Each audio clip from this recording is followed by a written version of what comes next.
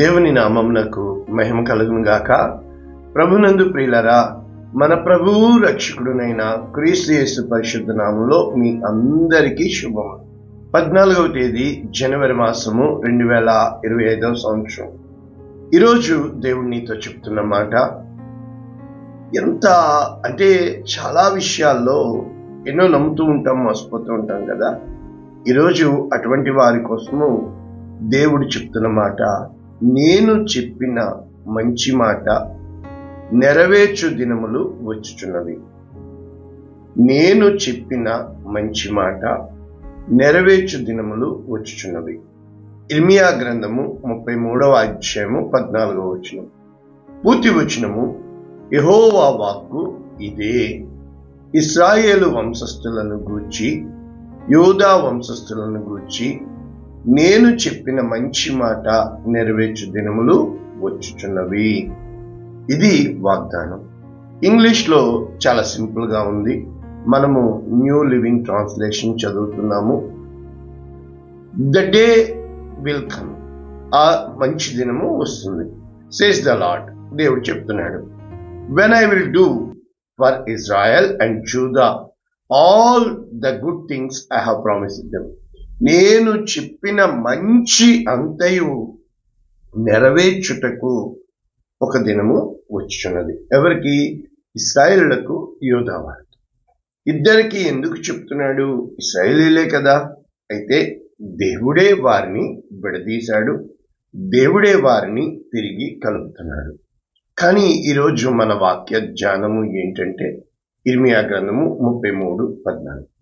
మంచి మాట నెరవేర్పు. అంటే మాట నెరవేర్పు.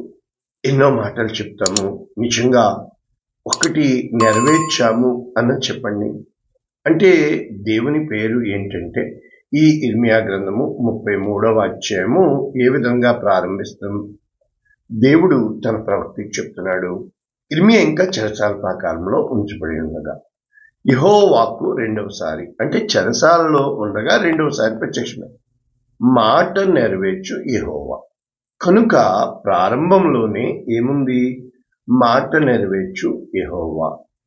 స్థిరపరచవలనని దాన్ని నిర్మించు యెహోవా. యెహోవా అను నామము వహించిన వాడు ఇలాగు సెలవిచ్చున్నాడు.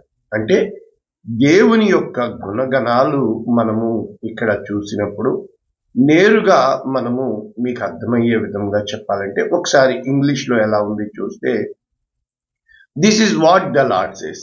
అంటే దేవుడు ఇలా చెప్తున్నాడు. The lord who made the earth.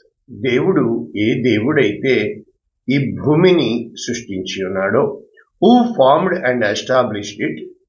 ఆ భూమిని ఎవరు స్థిరపరిచి నిర్మించాడో, whose name is the lord. చూసారా, ఇక్కడ ఆ యొక్క మాట ద్వారా సర్వ సృష్టిని చేసిన దేవుడు అని చెప్పి రాయబడి ఉంది. తెలుగులో ఏముంది? మాట నెరవేర్చు యెహోవా, దాన్ని స్థిరపరిచి.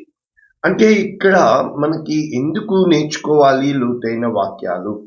ఎప్పుడు కూడా ఏదన్నా వింటున్నాం కానీ మనకి ఆవేశం వస్తుంది.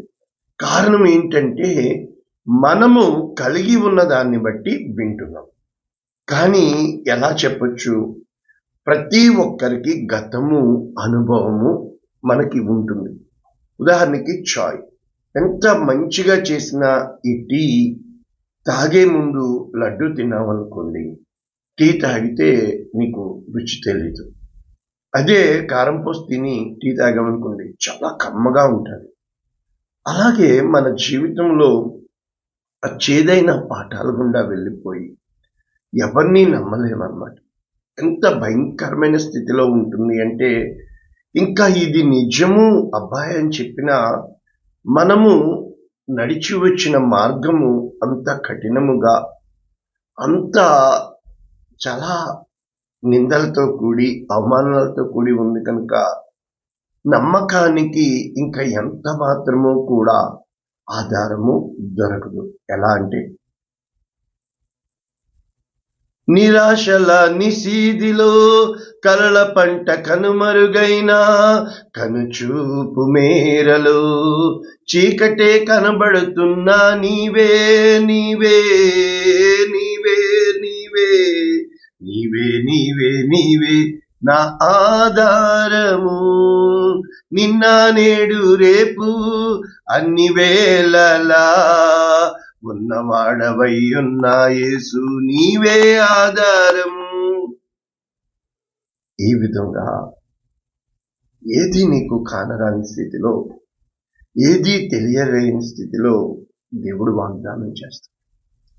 ఎలా ఉంటుంది అని అంటే ఆయన వాగ్దానాలు చుట్టూ శూన్యం ఉంటుంది, చుట్టూ పరిస్థితులు అంధకారంలో ఉంటాయి, చుట్టూ గాఢాంధకారం కమ్మి ఉంటుంది, ఆ కెరటాలు ఎగిసిపడుతూ ఉంటాయి. కానీ నిమ్మలమైన శబ్దంతో, స్వరంతో దేవుడు నీతో చెప్తూ ఉంటాడు. ఇక్కడ ప్రస్తుతము మనము ఇర్మియా గ్రంథము 33వ అధ్యాయము ఈ యొక్క 2వ వచనంకి వెళ్ళాము. ఆ తర్వాత దేవుడు ఆ ముగింపు 26వ వచనం ఏమంటున్నాడంటే, భూమి ఆకాశములను గూర్చియు విధులను నియమించువాడను నేను కాని ఎడల అబ్రహాము ఇస్సాకు యాకోబుల సంతానమును ఏలుటకు అతని సంతాన సంబంధి అయిన ఏలికను ఏర్పరచుకొనక నేను యాకోబు సంతానపు వాడను, నా సేవకుడైన దావీదు సంతానమును విసర్జించు. నిశ్చయముగా నేను వారి ఎడల జాలిపడి చెరలో నుండి వారిని రప్పించేది. ఇది వాగ్దానం. అంటే ఈ 33వ అధ్యాయం అంతా దేవుని దయ, ప్రేమ, కనికరము మనము చూస్తున్నట్లు ఇక్కడ తెలుస్తుంది. అంటే అర్థం ఏంటంటే దావీదు నీతి చిగురు ఈ విధంగా చెప్తూ ఉంటాడు. మరి దావీదు వెళ్ళిపోయాడు కదా, ఈ దావీదు అభిషిక్తుడు యేసుక్రీస్తు ప్రభుల వారు.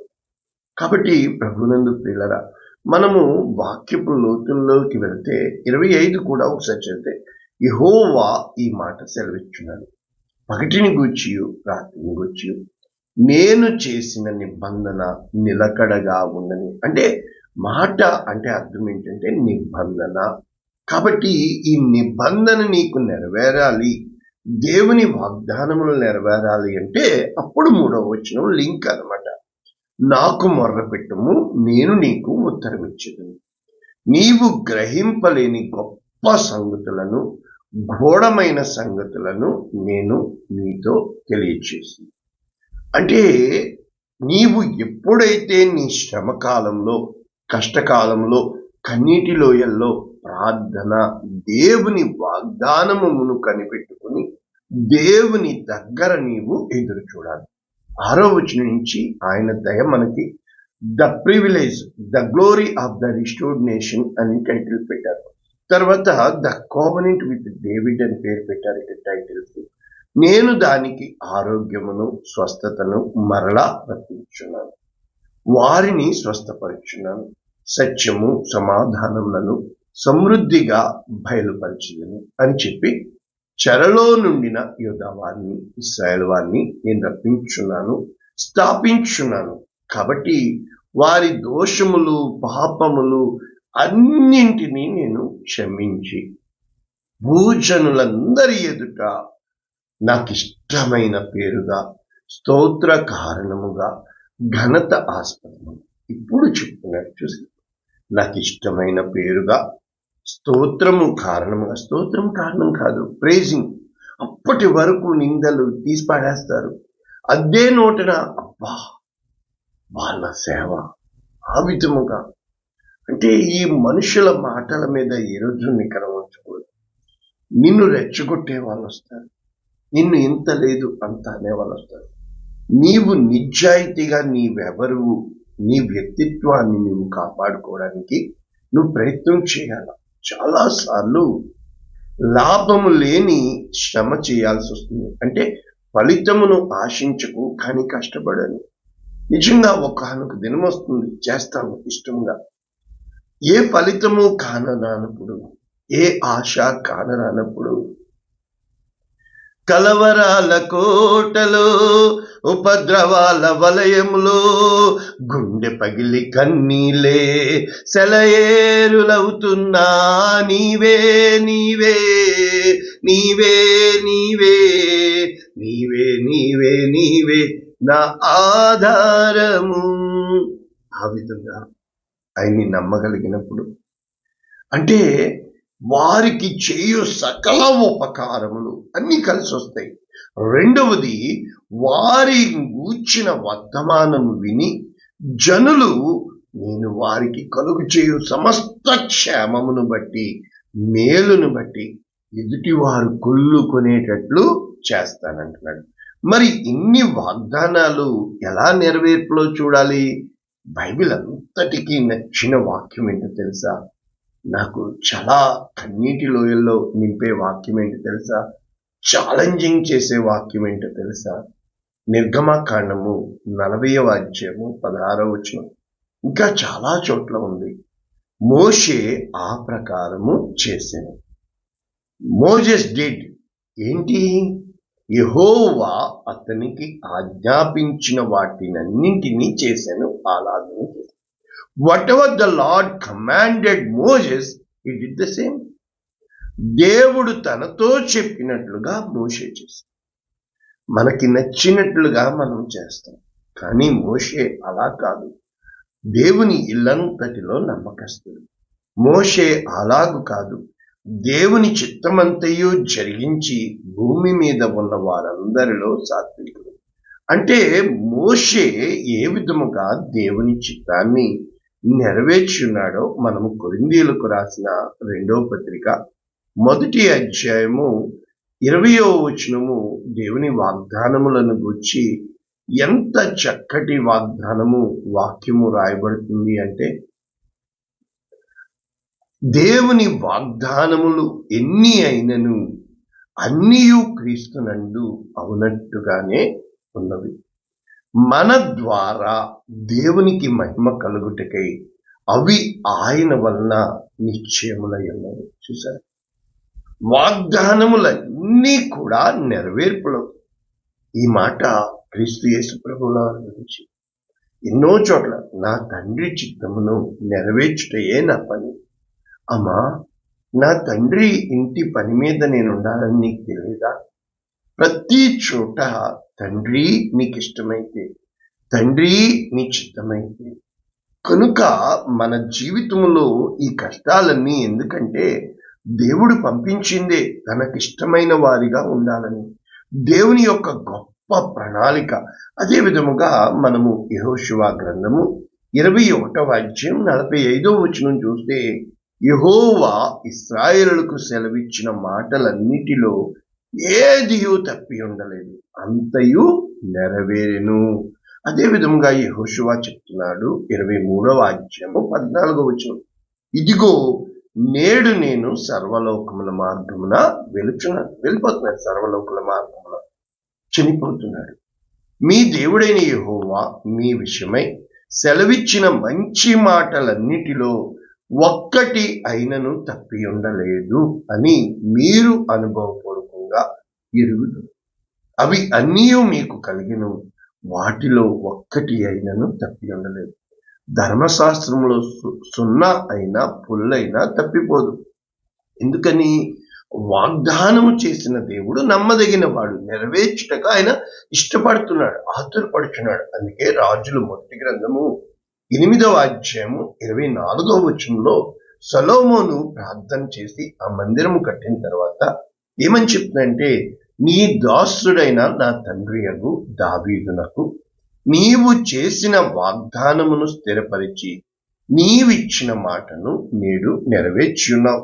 అదే విధంగా 56వ వచనంలో ఈ మొదటి రాజులు 8వ అధ్యాయము 56లో తాను చేసిన వాగ్దానం అంతటిని బట్టి ఇశ్రాయేలులకు తన జనులకు నెమ్మది దయచేసిన యెహోవాకు స్తోత్రము కలిగి ఉండునుగాక.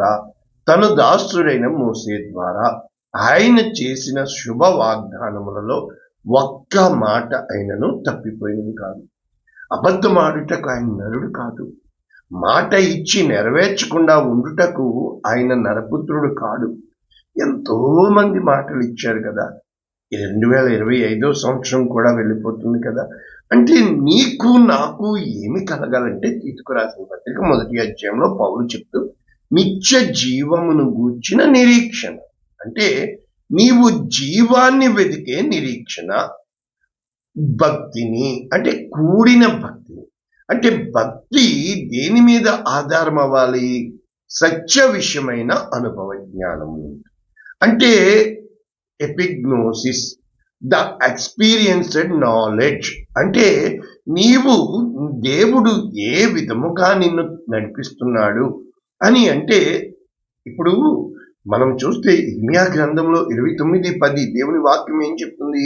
యెహోవా ఈ ఆజ్ఞ ఇచ్చుచున్నాడు, బబులోను రాజ్యమునకు 70 సంవత్సరములు గతించిన తరువాతనే మిమ్మును గూర్చి నేను పలికిన శుభవార్త నెరవేర్చి ఈ స్థలమునకు మిమ్మును తిరిగి రప్పించినట్లు నేను మిమ్మును దర్శించదను. అంటే దేవుడు ఒక సెట్ టైం చెప్పాడు పడవని, నేనున్నాను, నా జీవితం నిబంధన అని చెప్పాడు. ప్రతి విషయము నా జీవితంలో సాక్ష్యమే, అనుదినము నా జీవితంలో సాక్ష్యమే. నేను వాక్యం నెరవేరిందా అని చూస్తాను. నన్ను అందరూ అంటారు, నువ్వు చేతకానిది అయిపోయింది ఎన్ని మాటలు. ఈ రోజున మందిరము కట్టిన ఘనత నాకు ఇచ్చాడు దేవుడు. దేవుని మందిరము, king of kings, lord of lords. Many people has told me you are not suppose to do like this, but God has told me I have to build up my God's temple. నేను నా హృదయములో నిశ్చయించుకుని ఉన్నాను, నా దేవుని మందిరము ఎలాగూ కట్టాలని. ఎన్ని కార్యాలు, ఇంటర్ కాస్ట్ మ్యారేజెస్, ఎన్ని కార్యాలు, ప్రతి ఒక్కరిని నేను చాలా మెత్తనోని అంటారు. అది లోపల నా వ్యక్తిత్వానికి సంబంధించింది. పైకి మెత్తగా మృదువుగా మాట వెన్నపోసగా ఉంటుంది, కానీ అనుకున్న కార్యం కోసం నా వ్యక్తిత్వాన్ని స్థిరముగా నిలుపుకున్నా. రెచ్చగొట్టే మాటలు, చెప్పేసే మాటలు అవి ఎందుకు పనికిరావు. నీ వ్యక్తిత్వాన్ని నువ్వు కాపాడుకుని నిశ్చలముగా ఉండగలుగుతున్నావా? నిబ్బరముగా ఉండగలుగుతున్నావా? నిబ్బరమైన బుద్ధి కలిగిన వాడవై కుడి ఎడమకు కలుగకుండా ఆయన ఇచ్చిన వాగ్దానమును పట్టుకుని ఏ రోజునైతే నువ్వు దేవుని వైపు చూస్తావో, ఉప్పొంగే కెరటాలు ఎగసి ఇటు అటు కొడుతున్నా విశ్వాసపు లంగరులు ప్రవాహంలో తేలుతున్నా నీవే నీవే నీవే నీవే నీవే నీవే నీవే నా ఆధారము. ఈ విధంగా నువ్వు అందరూ కాదు, ఇది తప్పు, ఇది తప్పు, నీకు మాత్రమే తెలియాలి. వాగ్దానం చేసిన దేవుడు నమ్మదగిన దేవుడు అని. కారణం ఏంటంటే దేవుని గుణగణాలు తెలుసుకోకుండా మనము ఏ విధముగా చెప్పగలము? ఇక్కడ దేవుని వాక్యం చెప్తుంది, ఇర్మియా గ్రంథము 31వ అధ్యాయం 27వ వచనం, యెహోవా వాక్కు ఇదే, ఇశ్రాయేలు క్షేత్రంలోను యోధా క్షేత్రం ఏం కాదు, వారి ఉన్న స్థలములో నర బీజమును, అంటే ఆ పొలము ఆ పంటలో మృగ బీజమును నేను చల్లు దినములు వచ్చుచున్నవి, వారిని పెళ్లగించుటకు, బెరగగొట్టుటకు, పడద్రోయుటకు, నాశనము చేయుటకు, హింసించుటకు కనిపెట్టి ఉన్నాను, వారిని స్థాపించుటకు, నాటుటకు కనిపెట్టి. కాబట్టి ప్రభునందు ప్రియులరా, దేవుడు నమ్మదగిన వాడు. అంతే. ఇందాక ఇర్మియా గ్రంథము 29:10 చదివాను కదా. 11 ఏమంటున్నాడు? నేను మిమ్మల్ని గూర్చి ఉద్దేశించిన సంగతులు నేను ఎరుగుదును, రాబో కాలమందు మీకు నిరీక్షణ కలుగుటకై అవి సమాధానకరమైన ఉద్దేశములే కానీ హానికరమైనవి కావు. కాబట్టి నువ్వు దేవుని మీద ఆధారపడాలి. నీ కఠినమైన బాధల్లో అవి కలుగు చేసిన వాడు దేవుడని, దేవుడు వాటిని నీ పక్షాన ఉంచుతున్నాడని. కారణం ఏంటి? హెబ్రీయులకు రాసిన పత్రిక 10వ అధ్యాయం 23వ వచనం, వాగ్దానము చేసిన వాడు నమ్మదగిన వాడు. The God who promised you is faithful. మనము కాదు. కాబట్టి మన నిరీక్షణ విషయమై మనము ఒప్పుకునింది నిశ్చలముగా పట్టుకును. అంటే అర్థం ఏంటంటే విశ్వాసం అంటే ఏంటి? నాకు ఆయన వాగ్దానం చేశాడు. నిరీక్షణకు ఆధారము లేనప్పుడు అబ్రహాము నిరీక్షణ కలిగి దేవుని నమ్మాను. నిరీక్షణ కలిగి దేవుణ్ణి నమ్మడమే. అందుకే నెహెమ్యా గ్రంథం 9వ అధ్యాయం 7వ వచనంలో నెహెమ్యా ప్రార్థన చేస్తున్నాడు. దేవా యెహోవా అబ్రామును ఏర్పరచుకుని కల్దీయుల ఊరు అను స్థలము నుండి యువతలకు అతని రప్పించి అతనికి అబ్రహాం అను పేరు పెట్టిన వాడవు నీవే. అతడు నమ్మకమైన మనస్సు గలవాడని ఎరిగి. మరి నీ మనస్సు నమ్మకముగా ఉండాలంటే స్థిరముగా ఉండాలి, పట్టుదల కలిగి ఉండాలి, దేవునికి నిరీక్షణ కలిగి ఉండాలి, పట్టుదల కలిగి ప్రార్థన చేయాలి. హిత్తీయులు, అమోరీయులు, కనయనీయులు, పెరిజ్జీయులు, యెబూసీయులు, గిర్గాషీయులు అను వారి దేశమును అతని సంతతి వారికి ఇచ్చినట్లు అతనితో నిబంధన చేసిన వాడవు నీవే అని చెబుతూ, నీవు నీతిమంతుడవై ఉండి నీ మాట చొప్పున జరిగించితివి. ఐగుప్తులో మా పితరులు పొందిన శ్రమను నీవు చూచితివి. ఎర్ర సముద్రమునొద్ద వారి మొర్రను నీవు వింటివి. కాబట్టి ప్రభునందు ప్రియులరా, దేవుడి వాగ్దానములన్నీ కూడా మీ పట్ల నా పట్ల కారణం ఏంటంటే నీ తలంపుల వంటివి నా తలంపులు కాదు, నీ ఉద్దేశముల వంటివి నా ఉద్దేశం, నీ త్రోవల వంటివి నా త్రోవలు కావు. ఏమంటున్నాడు? వర్షము హిమము ఆకాశము నుండి వచ్చి అక్కడికి ఎలాగు మరలక భూమిని తడిపి విత్తువానికి విత్తనమును భుజించువానికి ఆహారమును కలుగుటకే అది చిగిచ్చి వద్దిల్లునట్లు చేయను, అలాగే నా నోట నుండి వచ్చు మాట ఉంది. నిష్ఫలముగా నా యుద్ధకు మరలక అది నాకు అనుకూలమైన దాన్ని నెరవేర్చును. నేను పంపిన కార్యము సఫలం చేయు. దేవుని వాగ్దానం. మరి మోషే నిలబడ్డాడు, ఇశ్రాయేలీయులు నిలబడ్డారు, యోధావారు నిలబడ్డారు. ఈరోజు వాగ్దానం తీసుకున్న నీవు ఏవేవో పెట్టేస్తున్నారు, ఆవేశంతో కాదు. ఆ వాగ్దానము సత్యము. నాకు చేయబడిన ప్రతి వాగ్దానం నెరవేరింది. నా జీవితంలో వాక్యం నెరవేరింది. నన్ను దేవుడు పేరు పెట్టి పిలిచాడు. ఏ మనుషుల్ని ప్రేమించానో వాళ్ళు నన్ను వదిలేశారు. ఏ దేవుని నమ్మానో నా దేవుడు నన్ను విడవలేదు, విడబాయలేదు, వదిలిపెట్టలేదు. ఎంతగా మనిషి చెడుతనం అంతా నేను చూశాను, దేవుని మంచితనం అంతా నేను చూశాను. దేవుని ప్రేమించు వారి కొరకు ఆయన పెట్టిన పరీక్షలో, దేవా నీవే నాకు దిక్కు, నీవు తప్ప నాకు దిక్కు లేదు అని చెప్పి గుండె పగిలేటట్లు దేవుని దగ్గర నమ్మకంగా ఉన్నాను. నీవు ఉండగలవా? 2 సంవత్సరాలు నా జీవితంలో బహు కఠినముగా, బహు ఘోరముగా, తలదాచుకోవడానికి కూడా స్థలము లేకుండా, నా జీవితము ఒక గ్రంథము కావాలని, నా జీవితము అనేక మందికి మార్గదర్శకం కావాలని, పుట్టామా, తిన్నామా, తిరిగామా, పిల్లలకి పెళ్లి చేశామా, జీవితం అంతా కూడా దాస్యత్వము. నీ కోసం బతుకుతున్న నీవు నాకులాగా దేవుని కోసం బతికి చూడవు. అన్నీ ఇస్తాడు, అందులో చీకటి కోణాలు ఉంటాయి. అన్నీ ఇస్తాడు, అందులో చెప్పలేని వేదన ఉంటుంది. అన్నీ చేస్తాడు, అందులో గుండె పగిలి ఏడ్చిన రాత్రులు ఉంటాయి. అన్ని మార్గాలు కూడా నడిపిస్తాడు. కడుపు నిండా అన్నం ఉన్నా నిద్ర రాక, కడుపు నిండా అన్నం లేక, తినాలని ఉన్నా తినలేక, గుండె పగిలి ఏంటి నీతో ఉండే నిన్ను వదిలిపెడుతుంటే, నీ మీదే తూ అని పోతుంటే, ఏ రోజన్నా దేవుణ్ణి చూసుకో. నేను నా అపనిందల బాటలో, అవమానపు నీడలో, నిరీక్షణకు ఆధారం కానరాని సమయాన నీవే నీవే నీవే నీవే నీవే నీవే నీవే నీవే నీవే నీవే నీవే నా ఆధారము. నిన్న నేడు రేపు అన్ని వేళలా ఉన్నవాడవయ్యున్నా యేసు నీవే ఆధారం. ఏ విధముగా వచ్చి చూడు, నన్ను నమ్ము. నీ దేవుడే ఆయన, నమ్మదగిన దేవుడు. ఆయన సత్యమైన వాడు, వాగ్దానం చేశాడు, నిలబెట్టుటకు, నెరవేర్చుటకు, స్థిరపరచుటకు సామర్థ్యం కలిగిన దేవుడు. నా దేవుడు గొప్పడా, పరిశుద్ధుడా, ప్రేమ కలిగించాడు.